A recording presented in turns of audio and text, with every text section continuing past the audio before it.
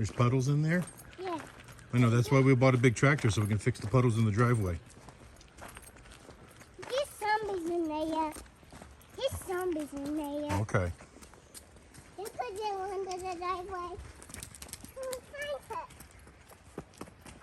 there's a puddle. Yep, stay away from the puddle. Well, good morning, YouTube.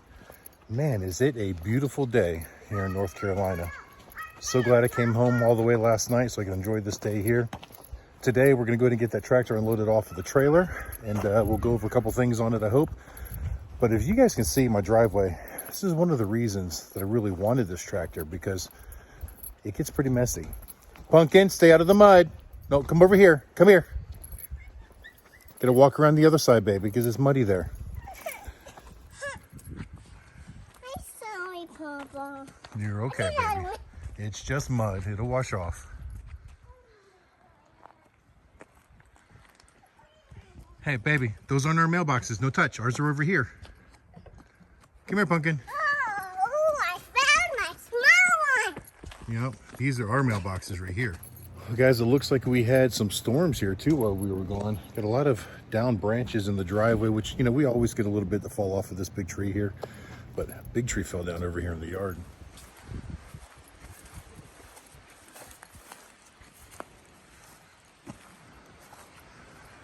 It was part of that one right there, but it was pretty tall.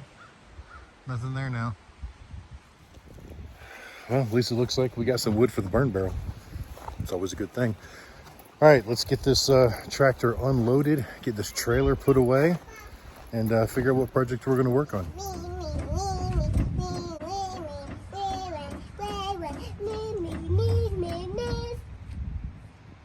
You driving a tractor?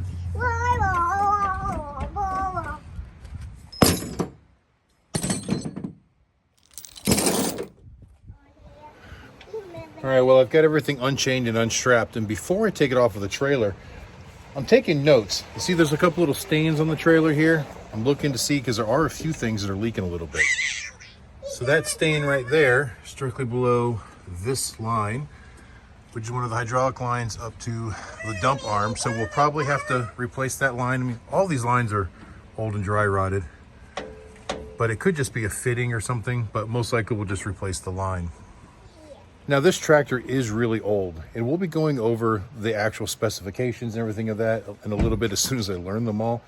We're not going to do a complete restoration on this.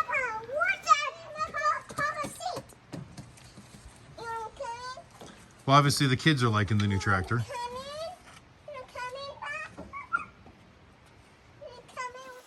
So I have intentions of putting this tractor to work here on our property.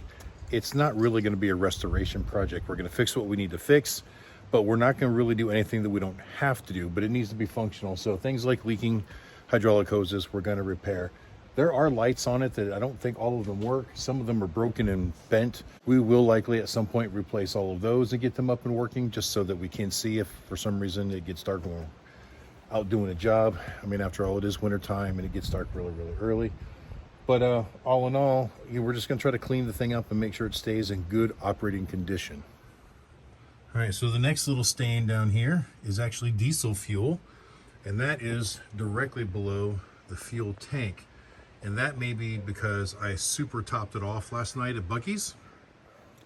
So that could just be because I overfilled it a little bit and it's splashing around going down the highway. That may be nothing, but at some point we'll get this all cleaned off. We'll use a little bit of fuel out of it, and then we'll be able to monitor for any other leaks.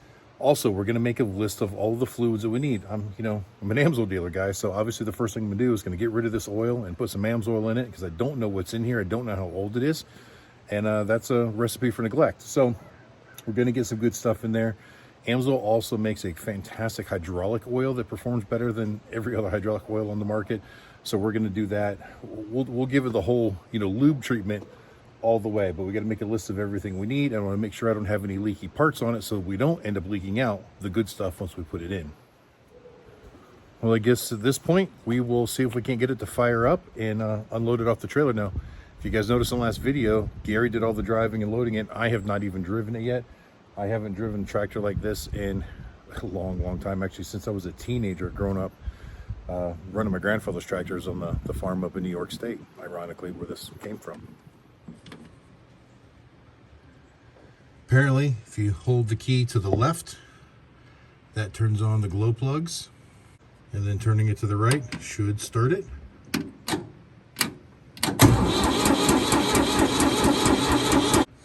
And should always turn the fuel on first.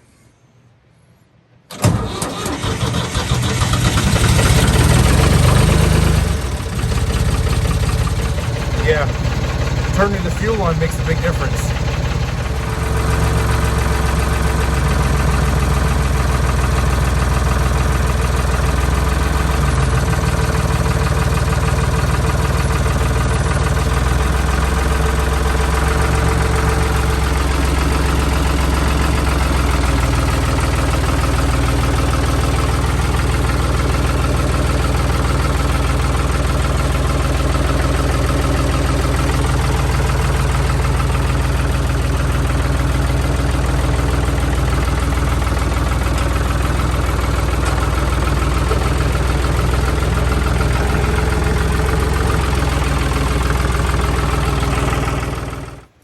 Well, it's good to know that it fired right up, so the battery didn't completely die on it while it was in transport. However, it's extremely difficult to steer. I don't know if this is supposed to have power steering or not.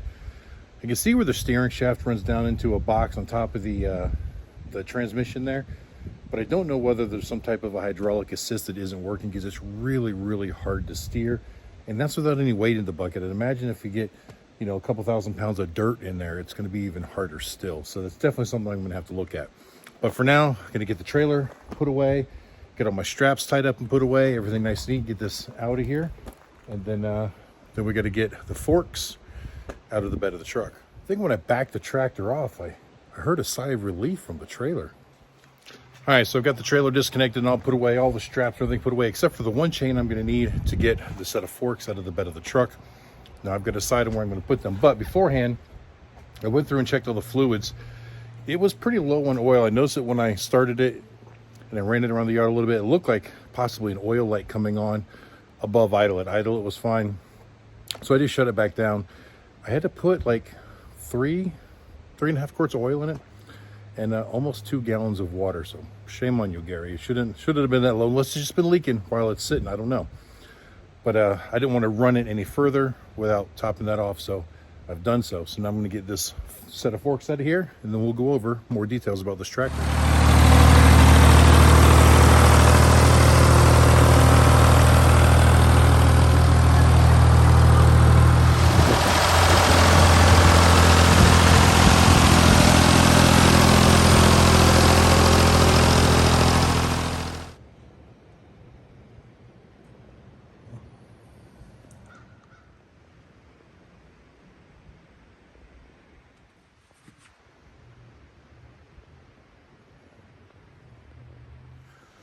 All right, guys, so it's a Ford 4500.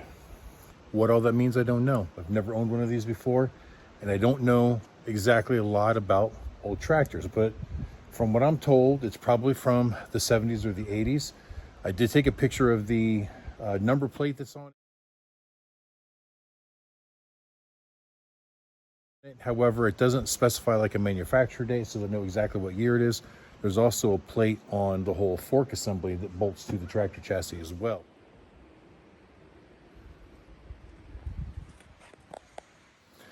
Now, it's not my first tractor. I just don't know a lot about them. This is my other tractor. It is a 1953 Case.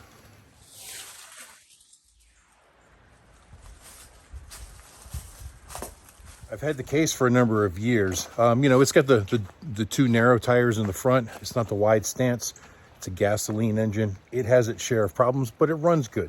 It's more of a farming tractor for, you know, pulling implements, planting fields, so on and so forth. The bucket is the main reason I wanted this new tractor. So this one is diesel, which is going to be a huge benefit to me, I think.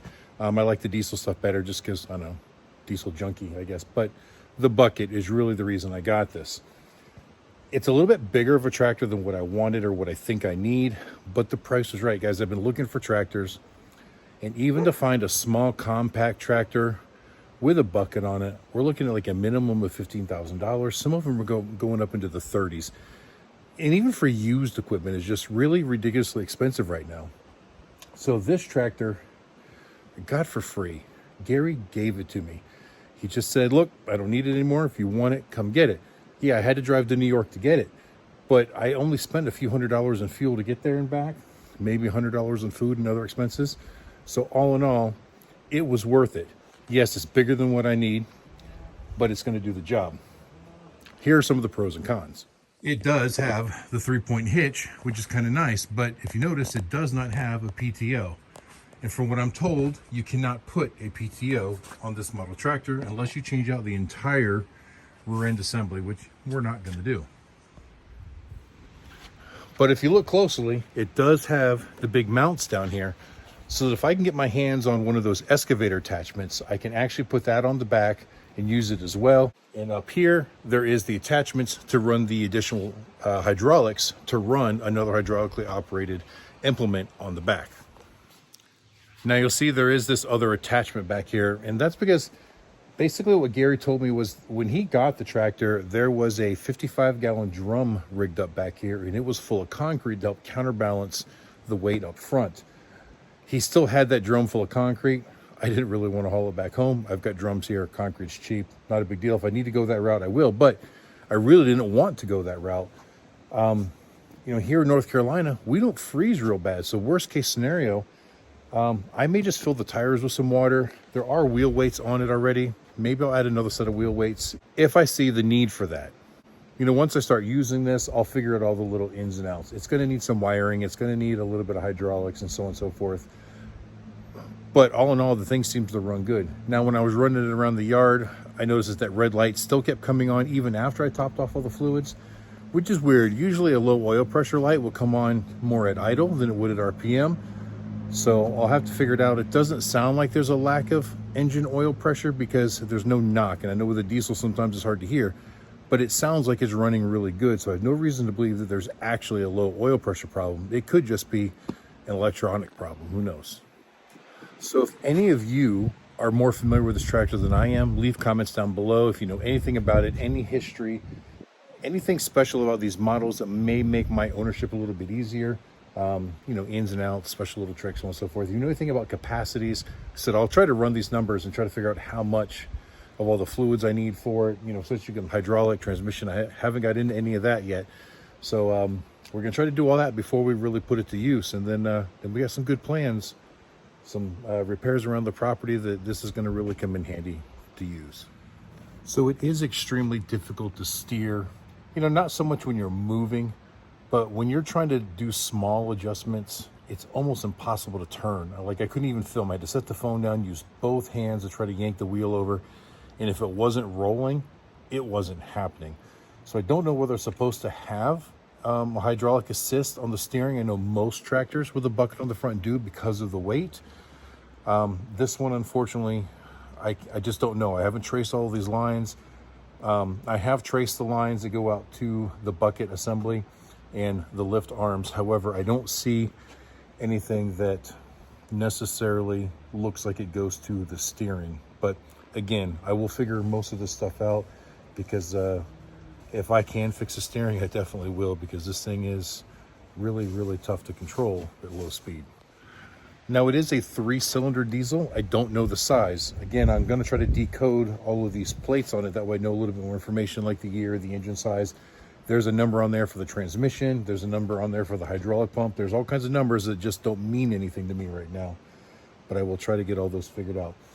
All right, guys, if you have any help on this at all, leave a comment down below. Let me know what you think. But I think that's going to end it for this video. So thanks, guys. I appreciate you watching. And until the next time I see you, keep those engines running.